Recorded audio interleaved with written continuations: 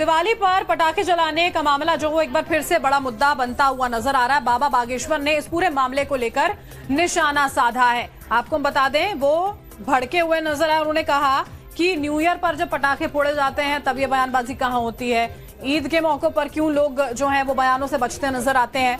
बाबा बागेश्वर ने न सिर्फ पटाखों पर प्रतिबंध को लेकर नाराजगी जाहिर की, बल्कि हिंदू त्योहारों को लेकर दोहरा रवैया रखने वालों पर निशाना साधा। पटाखे पर बैन की पैरवी करने वालों पर हमला बोलते हुए उन्होंने कहा कि ऐसे लोग न्यू ईयर पर होने वाली आतिशबाजी पर आखिर बयान क्यों नहीं देते हैं, बकरीद पर बकरे की कुर्बानी पर रोक की बात क्यों नहीं करते हैं। इसका दुर्भाग्य है कि जब भी सनातन हिंदू धर्म के त्योहार आते हैं तो कोई ना कोई कानून के डंगा की बात करता है, रोक लगाता है, रोक लगाने की मांग करता है। अब किसी ने हमको, अब कल ही हमने एक न्यूज़ देखी थी, उसमें कहा है कि जितने दियों में तेल जलाया जाता है, घी जलाया जाता है, इतना अगर गरीबों में बांटते हैं तो भला हो जाएगा।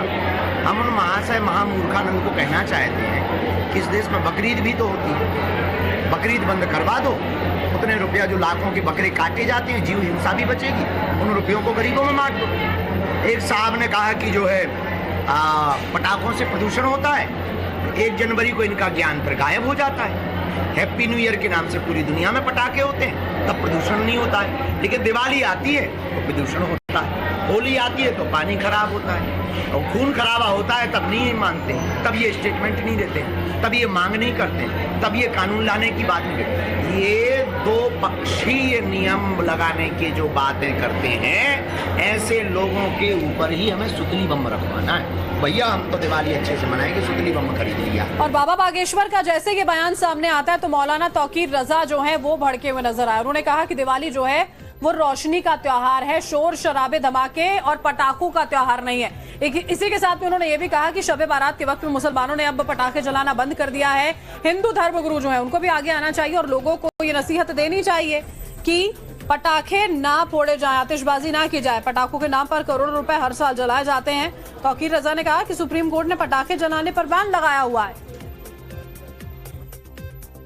बात होली और दिवाली की हो रही है और जवाब आ रहा है कि बकरीद के जानवरों की हिफाजत ज्यादा जरूरी है या इंसानों की हिफाजत ज्यादा जरूरी है। इंसानों की लिंचिंग कर दो, इंसानों पे बम मार दो, इंसानों को कत्ल कर दो, जानवर बचा लो।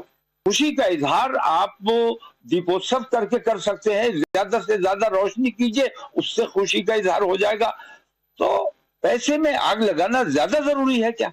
इससे समाज का कल्याण हो रहा है या देश का कल्याण हो रहा है?